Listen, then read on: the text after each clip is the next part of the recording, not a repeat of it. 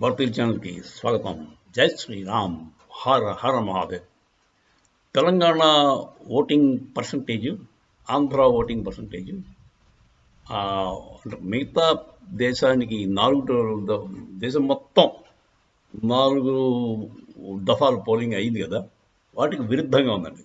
ఆంధ్రాలో 3% అంత పెరిగింది, తెలంగాణలో కూడా 3.7% పెరిగింది ఓవరాల్ పోలింగ్ పర్సంటేజ్. మిగతా దేశం అంతా కూడా పోలింగ్ పర్సంటేజ్ కొంచెం ఇంచుమించు సేమ్ ఆర్ కొంచెం తగ్గింది. దేశం అంతా కూడా ఈ 4 దఫాలు అయిన పోలింగ్ స్టాటిస్టిక్స్ అంతా కూడా ఎక్కడ పెరుగుదల లేదు, ఈక్వల్ ఆర్ లిటిల్ లెస్ అలా ఉందండి. ఓన్లీ ఆంధ్ర అండ్ తెలంగాణ మీకు పోలింగ్ పర్సంటేజ్ గణనీయంగా పెరిగింది. ఆంధ్ర ఎందుకైందో మరి తెలీదు. అది బేసిక్గా ఆంధ్ర వాళ్ళు అంటే ఆంధ్రులు మార్పు కోరుతున్నారని చేశారా, పోలింగ్ పెరిగిందంటే మార్పు కోరుతున్నారా అని అందరూ అంటారు. దట్స్ ఇండికేషన్ అంటారు, సంకేతం. అది మరి అయిందో కాదో మనకు తెలియదు. కానీ ఇప్పుడు తెలంగాణ గురించి చెప్పుకుందాం. తెలంగాణలో అక్కడ మార్పే ఉంది. అంటే ఎమ్మెల్యే ఎలక్షన్స్ కాదు కదా ఇది, అక్కడ ఎందుకు ఎక్కువ ఓట్లు పడుతున్నాయి అని చూసుకోవాలి. కాకపోతే ఇంకోటి ఉంది, ఇప్పుడు ఈ పోలింగ్ పర్సంటేజ్లో కూడా చిన్న కన్ఫ్యూజన్ ఉంది. కొంతమంది ఏమో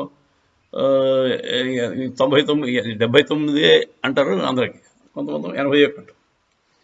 అది దాని కన్ఫ్యూజన్ కారణం ఏంటంటే పోలింగ్ 3 రకాలుగా అవుతుంది. ఒక్క బూత్లో జరిగే పోలింగ్ ఒకటి, ఇంకోటేమో ఈ పోలింగ్ సిబ్బంది అంటారు కదా, ఎలక్షన్ సిబ్బంది, వాళ్ళు ఒక 1,00,000 మంది దాకా ఉంటారు.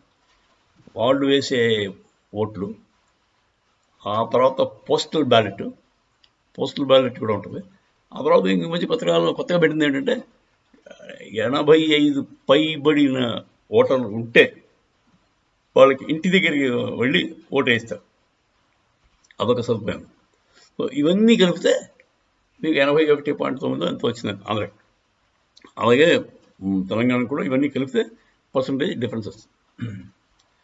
సో బేసిక్గా తెలంగాణలో సిచ్యువేషన్ ఎలా ఉందంటే, కాంగ్రెస్ కంచుకోటలైన ఖమ్మము, నాగర్ కర్నూలు, ఆ 2 ఓటింగ్ పెరగలేదు, ఒక దాంట్లో కొంచెం తగ్గింది.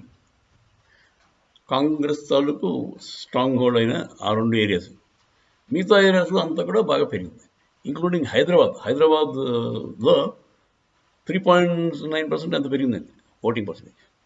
హైదరాబాద్ ఏరియా అంతా ఓటింగ్ పర్సంటేజ్ తక్కువ, 45%, లెస్ దెన్ 50%. ఆ లెస్ దెన్ 50%లో లాస్ట్ టైం కంటే బాగా పెరిగింది. అది లాస్ట్ టైం అంటే 2019కి 2024కి డిఫరెన్స్ అబ్జర్వ్ చేస్తే అప్పటికి ఇప్పటికి తేడా వస్తుంది పెరుగుదల. ఆ పెరుగుదల ఎందుకు వచ్చింది అంటే అసరుద్దీన్ ఓవైసీని ఓడించడానిక అంటే బేసిక్గా మనం మామూలుగా ఈ సెఫ్రాలజిస్ట్ వాళ్ళు అనేది ఏంటంటే, పోలింగ్ ఎక్కువ పర్సంటేజ్ వస్తే అది మార్పుకి సంకేతం, అంటే ఎగ్జిస్టింగ్ రూలింగ్ గవర్నమెంట్కి విరుద్ధంగా వేస్తున్నారు అని. రూలింగ్ గవర్నమెంట్ ఏముంది ఇక్కడ, కాంగ్రెసే అనుకోవాలి. కాంగ్రెస్ బీఆర్ఎస్ ఎక్కడ రేస్లో లేనట్టుంది, బీఆర్ఎస్ ఎక్కడ సైడ్ అయిపోయింది మొత్తం. కాంగ్రెస్కి అగెయిన్స్ట్గానే బీజేపీకి ప్రోగానే పడుతున్నాయి అని అనుకోవాలి. అది మనకి 4వ తారీఖు తెలిసిపోద్ది ఎన్ని ఎంపీ సీట్లు బీజేపీకి తెలంగాణ నుంచి వస్తాయో. 4వ తారీఖు అందరికీ డబుల్ డిజిట్స్ అనుకుంటున్నారు. డబుల్ డిజిట్ వస్తే చాలా మంచిదే. జై శ్రీరామ్. హర మాధవ్.